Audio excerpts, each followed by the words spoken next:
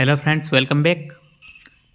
जैसा कि आप आज सबने ऑब्जर्व किया होगा, पूरा मार्केट नेगेटिव है। निफ्टी 50 1.5% नेगेटिव है और बैंक निफ्टी 1.42, मिड कैप तो 3.82 4% तक नेगेटिव है। और स्मॉल कैप भी आप डायरेक्टली तो नहीं देख सकते, पर स्मॉल कैप ETF के जरिए देख सकते हैं कि आज कितना डाउन जाता है। स्मॉल कैप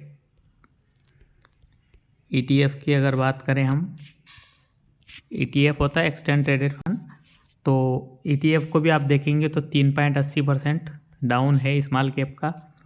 तो स्मॉल कैप ज़्यादा गिरा है, स्मॉल कैप चढ़ता भी ज़्यादा है तो गिरता भी ज़्यादा है। तो यहाँ पे एक साल का रिटर्न देख के जो इन्वेस्टर आए थे कि स्मॉल कैप में बहुत अच्छा रिटर्न है, बहुत अच्छा रिटर्न है, बहुत अच्छा रिटर्न है, तो उनको यहाँ पे परेशानी का सामना करना पड़ रहा है। हमेशा बताते हैं कि पिछले साल का रिटर्न अगले साल की गारंटी नहीं होता है, तो आपका पोर्टफोलियो डाइवर्सिफाई होना चाहिए हमेशा, और आपका जो गोल है उसके हिसाब से डिसाइडेड होना चाहिए। यहाँ पे हम बात करेंगे आज की मार्केट ओवर वैल्यूड है, अंडर वैल्यूड है, या अभी क्या कुछ आगे की अपॉर्चुनिटीज़ है, कैसे डिसीजन लेना है।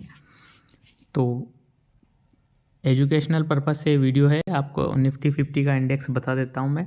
एक साल का रिटर्न यहाँ पे देखेंगे आप, SBI निफ्टी इंडेक्स खोल लिया है मैंने, कोई सा भी इंडेक्स खोलोगे सेम रिटर्न दिखाएगा। एक साल का रिटर्न 9% है, 3 साल का 10% है, 5 साल का 14% और ऑल टाइम का 12.67 या 13 के आसपास है।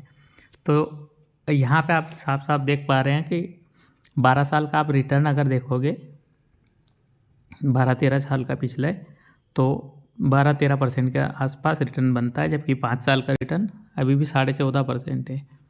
इसका मतलब ये होता है कि मार्केट अभी भी कहीं ना कहीं थोड़ा बहुत ओवर वैल्यूड है। हमें अंडर वैल्यू इसलिए लग रहा है या मार्केट डाउन इसलिए लग रहा है क्योंकि हमने बीच में एक अच्छी खासी रैली देख ली थी, तो वहाँ से मार्केट गिर रहा है, इसलिए हमें ऐसा लग रहा है कि मार्केट बहुत नेगेटिव है। बाकी ओवरऑल आप 5 साल का रिटर्न देखेंगे तो 14% से ऊपर है, इसलिए अभी करंटली अंडर वैल्यू तो नहीं कह सकते हैं। बाकी फंडामेंटल्स के हिसाब से भी समझ लेते हैं। यहाँ पे आप देखेंगे ये निफ्टी इंडेक्स की डिटेल्ड एनालिसिस खोली है हमने। यहाँ पे आप देखेंगे PE रेशो 23.48 बता रहा है। PE मतलब प्राइस टू अर्निंग रेशो। तो आइडियली ये 18 से 20-22 तक होना चाहिए। इससे नीचे जाता है अगर 18 से नीचे तो अंडर वैल्यू कह सकते हैं, और 22 से ऊपर जाता है तो ओवर वैल्यूड कह सकते हैं। तो ये कैसे डिसाइड हुआ, पिछले अगर आप 15-20 साल का 25 साल का अगर रेशो देखेंगे तो इस 18 से 22 के बीच में रहता है मैक्सिमम। तो ये आइडियल रेंज है, और अभी ये 23 पे चल रहा है, इसका मतलब कहीं ना कहीं अभी भी थोड़ा सा ओवर वैल्यूड ज़रूर है मार्केट। तो अगर आपके पास बड़ा अमाउंट है तो एकदम से इन्वेस्ट करने के बजाय ग्रेजुअली धीरे धीरे अच्छी अपॉर्चुनिटीज़ के साथ जाना चाहिए।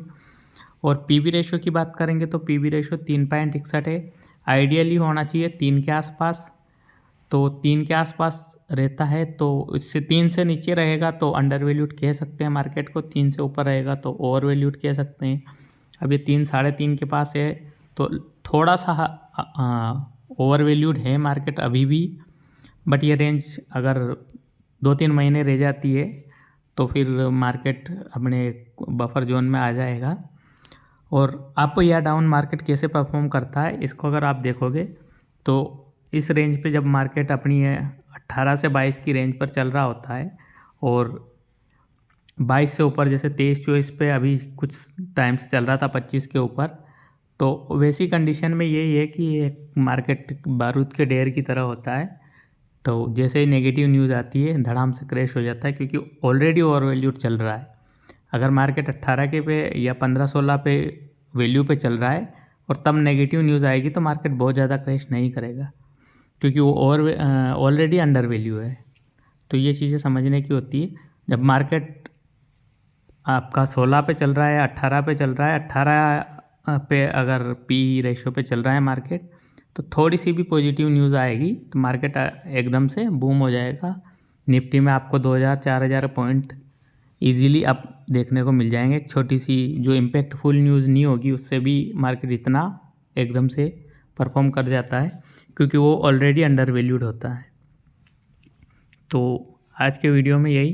जय हिंद, जय भारत।